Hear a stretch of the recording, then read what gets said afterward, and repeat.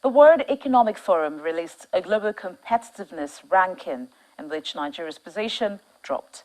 Now, in this interview with Harriet Agbi, Johnson Chukwuka, who is the CEO of Carry Assets Management, talked about the implication of this ranking for the economy.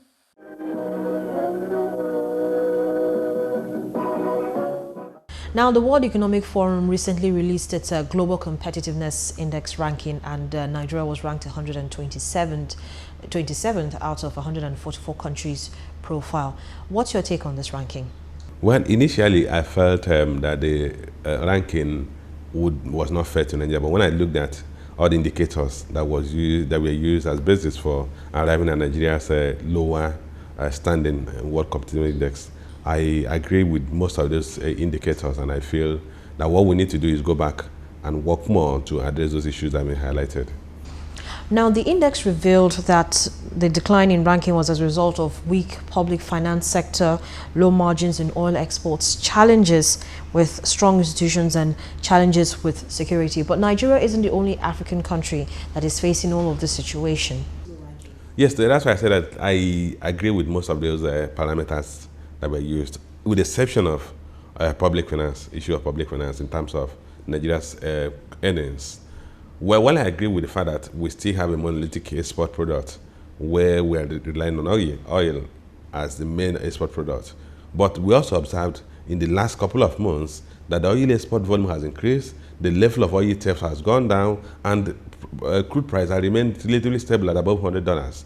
So if you look at public finance in terms of foreign exchange earnings, in terms of earnings, I think the data that they relied on may have been dated as at the time the report came out. But aside from that, the other parameters they mentioned are still very germane in the country. Issue of weak institutions. They talked of increased corruption.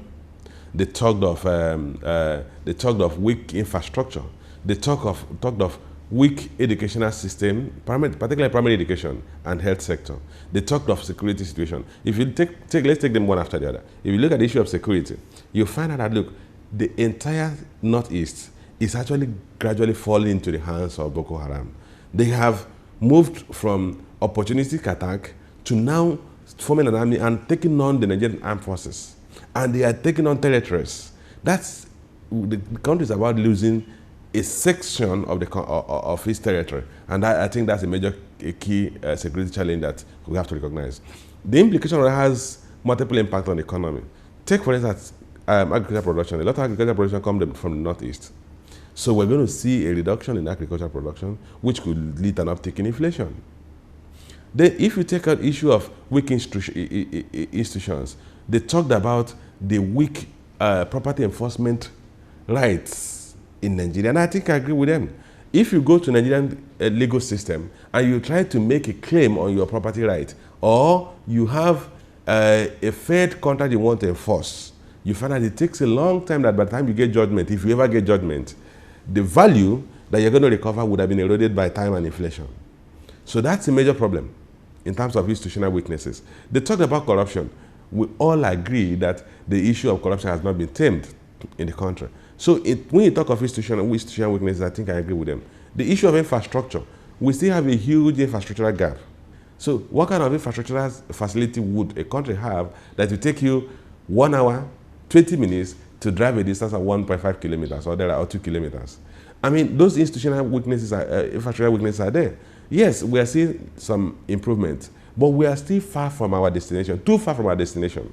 If you talk of the issue of primary health care, yes, you could have said, accept the fact that the Minister of Health has done a lot in terms of controlling malaria and controlling things like guinea worm and a couple of the common infections.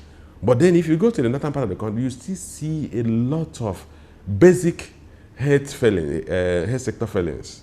If you go to the rural communities, you see a lot of gaps. Maternal health care, basic health facilities are not there. So you cannot take away that.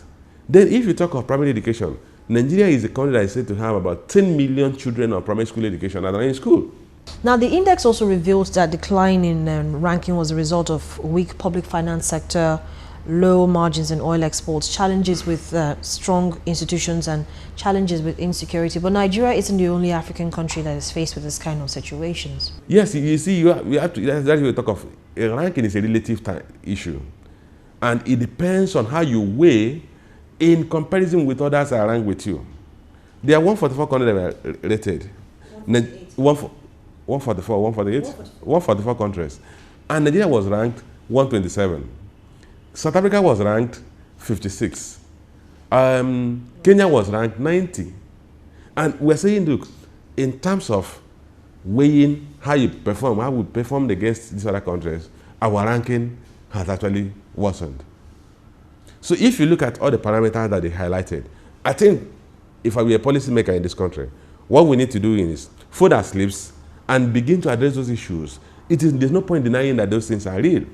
Issue of property rights is very real. Institutional weaknesses are very real. Infrastructure weaknesses are real. Health, primary health and primary education are still very weak. But there are also some good strengths, and those strengths have always been there. Issue of market size. Because we have a population of 170 million, and you're seeing an increased number in terms of the middle income class, you have a huge consumer market, and Nigeria is ranked at 3 in that category. So that's a strong attribute for us. They also feel that we have good labor mobility. Of course, we don't have a labor force that is so unionized as to constrain productivity. So that's on that parameter. I think we rank about 44. So we also have a strong, a flexible labor force. We have a strong financial system that has come out of the 2009 economic crisis. Of course, the strength of our financial system is rather constrained by the fact that the rate of loan availability and cost of lending is very exorbitant. Now, despite this ranking, Nigeria has seen foreign investment inflows of as much as 82% in the last couple of months. How do you explain this? We have to look at ranking is a relative term.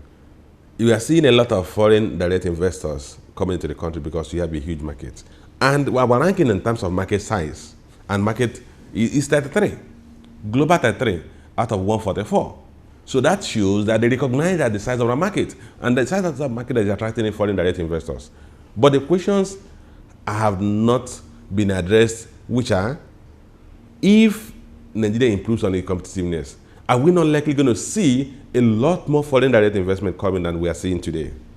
It is not enough for us to thumb our chest and say we're seeing enough. I don't think we're seeing enough, given the size of our market, given our ranking in terms of market competitiveness, or market size. Our ranking is 33. We have a 170 million population, as I said earlier.